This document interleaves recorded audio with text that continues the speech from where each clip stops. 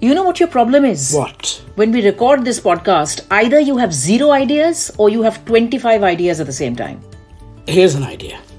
आज मेरे पास एक माइक है, एक ऐप है, वो भी पॉडकास्टिंग वाला ऐप, और बच्चे भी घर में नहीं है. बस इतना ही नहीं, मेरे पास नमकीन है. हाँ भाई, चिरवा, वो भी स्पाइसी. आइडियाज भी हैं. तुम्हारे पास क्या है? मेरे पास चाय है. खाबे एक कप? खाबे ना, पीबे. Welcome to the Shabby And Man podcast. We are partners, parents, podcasters, broadcasters. And everything else in between. And you may have gathered from that opening introduction that we're going to talk about. We're going to make this a showbiz special. That's today. right. You know why? Because there were the Baftas, there were the Oscars, there was the Filmfare Awards. Yeah. All happened in the last week, 2 weeks. Yeah, and all of them were in the news this time, did you notice? Not just for the films that they celebrated, the stars who walked the red carpet, but for a few controversies as well. Most of them were. Everything had one controversial aspect. Yeah. I think BAFTAs, yeah, there was no diversity. People said there were no ethnic minorities being represented. There were no women also in the main categories, right? Was it the same? Apart from the best female category. Yeah. But you're talking about the Oscars, I think. There was no female directors. No female directors. And Filmfare, of course, let's not even go there. They said Gully Boy had 13 awards to its name. It won 13. It's the most, awards. Which means it's won more awards than Mughal-e-Azam. Yeah, it walked... Mother India. Wrapped into the history books by being the most awarded film on one single night at Filmfare. And which begs the question, can a film truly be that spectacular no matter how good it is? Shouldn't other films get a look in as well? Also, when actresses like Ananya Pandey, actors like Abhimanyu... is that Bhagyashree's son? Yes, Bhagyashree's son won best... Kabutar Ja Ja, was that his son? That's his mum. Yeah? I'm talking about the mum only. Yes, yeah. So... they're saying that, there was nepotism and how the star kids kind of ended up really going home with all the awards and nobody's taking them seriously anymore. So, you're right, award season, but tainted by controversy this year, more than its fair share. Filmfare also had another controversy that it was sponsored by Amazon. Yeah. And some people have said that Gully Boy has got something to do with, I don't know if that's true or not. You were saying, right, that Karan Johar had to keep plugging Amazon and keep saying, Alexa, what are the nominations? And it was like a very blatant plug, which doesn't go down well with people at all. So there were a lot of negatives attached. But I think one good thing that did come out of, especially the Oscars, you mentioned it to me, and after you mentioned it, I think I told you a month. I know what you're talking about. I know what you're talking about. You're talking about Parasite. I'm talking about Parasite. And now I see the posters everywhere. And everyone was talking about it. I haven't actually seen it. But near where we live, by the way, listener, we have 2 or 3 very, very arty cinemas near us. Yes. Art House, Evergreen, on the hill. And they've been showing Parasite for a long time. No, for a week since it's come out. And it's chock-a-block, it's full. And we're saying it's spectacular because Parasite, despite being a Korean film with subtitles, it won Best Film at the Oscars, right? Not Best Foreign Language Film, not Best Subtitled Film, not Best Film from the Southeast Asian category, but Best Film. That's what the director said, after he won it. He said that if you can get over that stumbling block of the subtitle, there's some amazing cinema to be found. And it's true. We've always known that Iranian cinema, French cinema, Italian Spanish, cinema, right? South Korean cinema was always good. I mean, I think they've been copying Old Boy and all those movies for years. Yeah. So does it make it a level playing field? I think for people in Bollywood as well, क्योंकि हम लोग जानते हैं कि India में we consider Bollywood, we often interchange Bollywood for Indian cinema, which is completely incorrect because regional cinema has such a rich hall of actors, actresses, writers, screenwriters, who are doing stellar work. South Indian cinema is fantastic. In fact, Bollywood is going that way now. Every other Bollywood film is a South Indian remake. So do you think it makes it a level playing field for other players as well now? It does, because now it doesn't always have to be translated into English. Remade or subtitled. And just going back to the arty cinema near us. Yeah. Thanks to this cinema and 1 or 2 others in Leicester Square, there used to be one, I've got a chance to watch movies which I never get a chance to watch on the big screen, like Apocalypse Now, Lawrence of Arabia, the classics. Yeah. Like this weekend was Valentine's Day, and our cinema was showing Casablanca. Wow. And next week they're showing Fellini movies. So you can be either it's 2 ways. You can either be into them, watch it at the BFI South Bank. Or you can be very pretentious and say, I went to see this movie. Yeah. No, but there are some of us who actually, miss watching these classics on the big screen.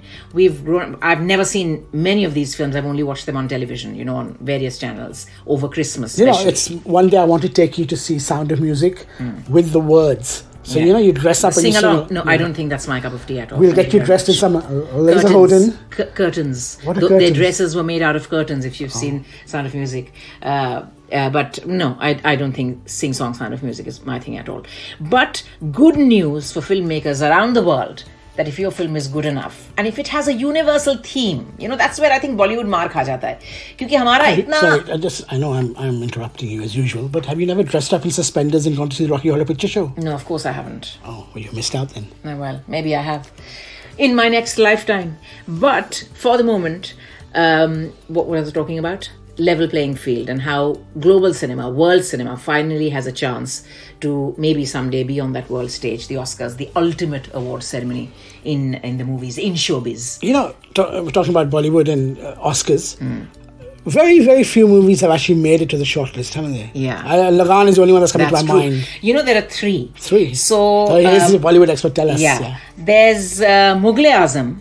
Yeah. No, or is it Mother India? Not Mughal-e-Azam. I don't know. Mother India, Salaam Bombay, and Lagan. Salaam Bombay is an Indian movie or is it an American Salam movie? Bombay is an Indian movie. I know it's Meera Nair. And it was about the slum kids in Mumbai. And it was again one of those films Isn't where... Meera Nair one of your famous school...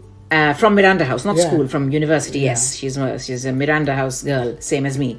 But Meera Nair, they went and they did workshops in the slums, and actual slum kids had played themselves. So they didn't get actors from outside. And was it a fantastic fact that we read the other day? I think it was Salaam Bombay, right? What? Or was it Mother India? Again, I'm thoroughly confused. But one of these two films missed out on the best foreign language film category by one vote. I think it's Mother India. I think it was Mother India, right? It missed out by one vote, and that is so crucial. So no Indian film has won an Oscar. No Indian film has won the best foreign movie category. Oscar, and only 3 have made it to the shortlist. So you would say that only 3 have essentially been nominated. Gully Boy, there was such a big buzz around it, but it didn't make it to the shortlist, right? That's because many people felt it was a copy of 8 Miles by Eminem. That it may not have that gravitas. Yeah, that it's already been done before. But you love that movie, don't you? I did. I loved it so much because I think Zoya Akhtar is such a good writer. She's such an intelligent director. And the message that I took away from Gully Boy was, it was about this boy from the slums, Murad, finding his voice, using rap to really get out of that slum and make a life for himself, or at least better himself, dream of getting to the next step. But also there's a very beautiful sequence where he's talking to this friend of his who's also his muse, MC Sher. That actor's become very famous as well. He won an award. Siddhant Chaturvedi. And when he's learning how to rap, he's talking about all the cool things that all the other rappers are talking about. But Siddhant comes to him and says that, look, if you want to be true to your craft, for it to resonate with others, talk about things that really matter to you, even if they're not cool. Even if it is something like no bijli in your house and no pani and your sister being married off and you not having enough... Isn't that what they tell first-time novelists? Write about something you know. You know. So I think that was what Gully Boy was all about. Not just a rags to riches story, which it wasn't. Neither was it a happily ever after. But it was, I think... Essentially, the message was that you can only chase your dreams and have a realistic shot at achieving what you dream of if you're being true to your own vision, if you're really talking about things that you know firsthand, not just trying to be cool. So that was that. And you know what? Let's talk about the way we now consume entertainment, as they say. Things have changed. Things have changed. In my day, we had 3 channels in England, BBC One. That is not what I had in mind. In India, I think you only had Doordarshan. That's right. And you used to watch that Kheti Badi program. Listen, Krishi Darshan. No. And Chitrahar. And Chitrahar देखता था मैं हम लोग देखते हम लोग खानदान. Yeah, so many. What is it? Krishi Darshan. But no, we used to have Spider-Man on Sunday mornings. Yeah, Spider-Man, and we used to have Bionic. Are You Being Served? And Sorry. Steve Austin, Bionic Man. What was his name? What? Bionic Man? Bionic Man. The $6 million man. Thank you. So that used to actually come from Pakistan. I'm not talking... It used to come over the border to Punjab. It wasn't Bionic Man or $6 Million Man. It was something else. I can't remember what it was. But you're right. Friends of mine who were posted in Srinagar and Kashmir those days, they would get it. Their antenna or satellite was powerful enough to get all these, It was a $6 million man, Lee Majors. I remember it so well. $6 Million Man. But anyway, so that's not the seismic shift that I'm talking about. I'm talking about the other shift now in the way we consume entertainment, which is the 70mm screen is not just our only source of watching films, entertainment, because we've now moved to digital in a big way, right? Netflix being the biggest player, of course. Netflix has taken over. Just how clever they were that to be eligible for the Oscars, I think you have to have a movie released. Yeah. And they released The Irishman. They own a few theatres, right? So they released The Irishman, they released Marriage Story. Roma last year. Roma, and so... People are talking about it, and they've got all the nominations. I think Laura Dern won it for Marriage Story. Marriage Story. The Sneak, they went way into the nominations category. But all these people, Netflix and Amazon, all these people clearly making enough money from their streaming platforms to make original films, right? Pump money into original films. The big players, and as soon as Disney comes in, it's only a matter matter of of time. Think how much money Disney's got. But that's going to happen in India as well. That's already happened in India, like Disney Hotstar and all these people already pumping in so much money. And Netflix originals, I mean, prevalent in India as well. Karan Johar and Anurag Kashyap and all these big names. Didn't there some ghost story? They did ghost stories, lust stories. They're doing so many other. They've done Bhoot, the Haunted Ship, or whatever it is. All of those Netflix originals. So I think that is the way the world is definitely going. Speaking of Netflix, we caught up on a few Pakistani films the other day. I remember very clearly, we were flicking through what to watch. Yeah. And I said, this sounds very modern and collegey, and not collegey, but Friends type. Friends type. Yeah. Dil Chahta Hai type. Yeah, Dil Chahta Hai type. And we enjoyed it. Yeah, we really did. We did. I was pleasantly taken aback. Film का नाम तो बता दो. Film का नाम था... I can't remember what it's called. Jo Man Jahan. Ho Man Jahan. Ho Man Jahan. Ho Man Jahan, yeah. And this was just like the other one. And it stars Mahira Khan and... Mahira Khan, Munawar, I've forgotten their names now completely. But Mahira Khan is the main star, of course. And even the other two guys. One of them great is a actors. John Abraham lookalike. The other is a Hrithik Roshan lookalike. I think they're very good. And I think in real life they look like posh kids, you know? Yeah. I was very surprised at the content. Even the other Pakistani film that we saw, Cake, even though I had the cast on my show on Sunrise and I interviewed them 2 years ago, I'd never seen the movie, right? So I only watched it recently on Netflix. My perception of Pakistani cinema was very different from what I saw on screen. I mean, here you had even, especially in Cake, you had women who were smoking, you had women, they weren't seen smoking, but they were seen stubbing out a cigarette and, you know, they were swearing and leading normal lives. Mahira Khan was very glamorously dressed in... The way people are. She was playing a rock, not a rock star, but a college rock band, a member of a college rock band. Oh, in this movie. In this one, remember? Yeah. And she's wearing things which I thought would have probably not been allowed in Pakistan, but clearly that's not the case. And so, very good to see movies reflecting the times. Yeah, but this is very affluent. It is, yeah. Karachi, wasn't it? Affluent Karachi households, and every house was like, you know, beautiful. Straight out of Architecture Digest, because it was very, very beautifully done up. But for some reason, I don't know why Pakistani cinema has never been able to match Bollywood's potential in terms of its commercial viability. Wow, you always told me the dramas are amazing. Their dramas have always been fantastic. I think Indian dramas have not been able to, match up to Pakistani dramas at all, because it's very content driven. Ekta Kapoor ko ye mat sunana. Ekta Kapoor nahi sunaungi, because it's very content driven and it's all very subtle, done very subtly. Like Ekta Kapoor's, the big difference between television and films in India is, as who was that actor who was the TV star who's just made her first film, Hacked? Hina Khan. Hina Khan said that I had to unlearn all the things that I learned on television, because in television everything is very over the top, yeah. And tan tan, and you have to like hold your expression. You've never done a TV soap, have you? I've not done it. Sorry, I think I might be able to pull it off. If it's like a mean mother-in-law or a character with shades of grey. I would love to. You know what happened to my TV soap, don't you? Yeah, I know. Let's not even talk about it. It's still there somewhere. The sun set on your TV career. It's there somewhere. Before it had the chance to rise. It is scanned somewhere, Yeah, I know. Somewhere there are photographs of you doing publicity stills for a TV show that will one day come back to haunt you for a lot of money. But speaking about Netflix and dramas and Pakistani films and all of that, there's another fantastic story that caught my eye. Friends. I shouldn't say we. I follow Courtney Cox and Jennifer Aniston. I've never been so enamored with Friends. It was I remember when it was on. It was good fun. I watched it. Yeah. But I was a not big obsessive, Friends you know. fan. I was a big I won't Friends say, fan. oh look, there's Central Perk. Yeah, I was a big Friends fan, and now that, you know, out of the 6 cast members, Matthew Perry has been the last one to join social media, I believe. And the reason why... Do you have a favorite? Like for me, it's always been Joey. I think it's Monica. Matt LeBlanc has It's always been my Monica. favorite. It's definitely Monica. I identify That's with her OCD. because you are Monica. I identify with her OCD. Yeah. And Chandler. Chandler and Monica have always been my favorite. But Sorry, why are you talking about Friends? I'm talking about Friends because not only did it emerge as one of the most, not one of the most watched box set in UK last year. Really? Even last year. The most watched box set. Isn't it like 20 years old It now? is 20 years old. More than 20. But they're probably. finally getting the 6 of them together to launch. Oh, yeah, Is it HBO that is launching a digital platform? One of these big companies. I think it's HBO Sky. HBO. So somebody's, Plus, HBO Plus or somebody's launching a digital arm where I believe And that last year they couldn't agree on the fee. Yeah. but Can you now they're imagine getting- how much they're getting paid this time around? I mean, rumor has it, in fact, it's well confirmed by the cast themselves, that the very last episode of Friends that they did, they each got $1 million each. And that was what, 12, 15 years That ago? was at least that long ago, right? 15, 20 years ago.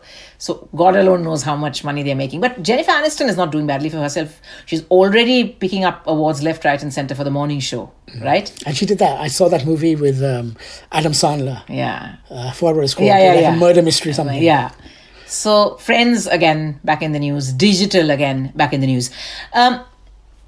Another trend, if you've noticed, you know, besides, if we're talking about Bollywood here now, besides just content now being king, queen and the court jester, slice of life cinema being the more popular genre now. You know what? You explain this to me. Slice of life cinema, is that what I call kitchen sink drama? It is probably a kitchen sink drama. Ayushmann Have you read any of these Joe Orton plays when you were young? No. You told me about kitchen sink dramas, like, which is about, I mean, Ayushmann Khurrana is the king of slice of life cinema in India, which is about your average guy. He doesn't have to look like a superhero. He doesn't have to have a six-pack and bash up baddies to feel good about himself.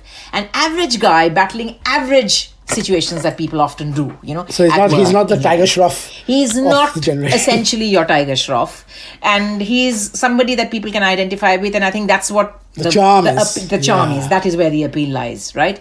So slice of life is very big in India, and people are saying that rather than pay all your A-listers pots of money, you know, with or without recovering that money if the film either makes it or doesn't. Make a small budget movie and make a little bit of profit. Yeah, even a little bit of profit is a profit, right? So we may as well make something that is made on realistic budgets, and who knows, it could reach out to millions and become like a huge film.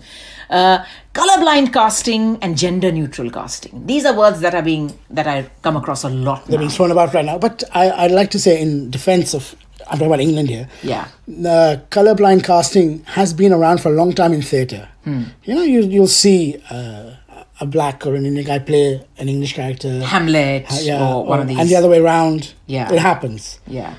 It doesn't happen in movies though. It doesn't happen that much. Though in they have, movies. but you tell me that. Dev Patel Yeah. is David Copperfield. Dev Patel, David Copperfield, and there's something else you told me about James Bond this time round. What was it? Rumor, obviously, Bond is coming out in April. Yeah. But they say that there's going to be another 00. Like he's 007. She might be, it's a she. And it's probably... What happened to the 006 character, by the way, Sean Bean? Did they Was it kill that 006? character off? Was he not 006? Or he was another 00. Yeah, I think it's wasn't he? 008, 009. I can't remember. But he died, I think. He died. Yeah, that's Goldfinger. So you're saying that There's going to be another one. there's going to be another 00? And They this go time, back in time, I think. In Yeah, this, yeah? yeah. So, and this time it's going to be a woman. Yeah. Wow. It hasn't been confirmed. I mean, the debates have been raging for the longest time ever that Idris Elba could be the first black Bond. And But change is not always good. I don't know if I'd like a female Bond. Yeah. I didn't mind. I thought in Sherlock Holmes, the one that Johnny Miller does with Lucy Liu. Yeah. That's quite nice. you like it. I haven't warmed up to it at all. She's Joan Watson. Yeah. So Joan Watson. It doesn't even feel like the same story. Many people are not too comfortable with Doctor Who being a woman. Yeah. Though I think that's quite nice. It's times have changed because she regenerates. But I think it's only our generation, those of us who are familiar with the originals. If we are really fond of them, then we resist change. But I think if you look at our kids' generation, they're not bothered. you know, they're not bothered. I mean, for them, because they haven't seen so many Doctor Who's before this lady has come along, it's perfectly natural for them No, to I have think this new generation, black, white, gay, straight, it Yeah. means nothing. Yeah. Which is fantastic. thing. Yeah, absolutely. And so yeah. How long do you think before this actually filters through to Bollywood? Just kind of, forget gender neutrality and colorblind casting. Before an outsider, a non-star kid, how about someone who's got a bit of, whose skin is a bit darker than the others? That's we have to do a whole podcast on not skin creams. The perception of beauty. Not skin creams, but you know what I mean? Not skin whitening, but how in India everything has to be shiny, white. Yeah. Chikna bolte hain? Haan, Gora chitta. But you can't just point a finger at Bollywood. That's the way our culture has always been. And I always say this not with pride at all, that we must be one of the only countries where speaking English is considered, wow, bahut padha likha hoga, how posh, how polished. And if you speak a regional language, people will be like, oh my God, I'm a walking English, I'm a talking English. Nowhere else in the world would people, not take pride in their own language. It's a very unique thing to India because of our huge colonial hangover or whatever it is. Similarly, you can't just point a finger at Bollywood ki you only like to see like Gori Chitti people in a certain mold. That's the way society is. You only have to open a newspaper to see the matrimonial column. Yeah. Wheatish complexion. Tall, fair, or wheatish complexion girl, homely girl. For Khatri boy. Let's not even go there. But yeah. Now you said that. Explain what Khatri boy is to your listeners. Khatri is a caste. Is a caste. What is above Khatri? Brahmin. What is below Khatri? I don't know. I have no idea. But these things, casteism and the color of your skin and where you come from and how educated you are and all of that still matters. Don't you have to fill in a form and it says Baap ka naam? Vijay Dinanath. I was going to say Mangeshkar. No, that is Lata Mangeshkar's dad, I think. Vijay Dinanath Chauhan. Yes. Should we just end it there? I think we should. So we hope you enjoyed our chit chat on Showbiz. If you did, please let us know. You know exactly where we are on all the usual podcasting platforms. In fact, we need to do a special podcast on podcasts. We were listening to something the other day and we were told how podcasting is going to be the next pleasantly surprised that so many big companies are making a beeline for talent that could, spin a good podcast. What are you trying to say? No one has approached us because we're talentless? No, because you and I never check our inbox to see if anybody has approached us. Maybe we should do it now. Until next time. Bye-bye. Jinx, you said it exactly the same time as me. Yeah, I know. So, what's going to happen? Until next time, find us, follow us, rate us, comment on our podcast, and please do recommend us to your friends. Bye-bye now.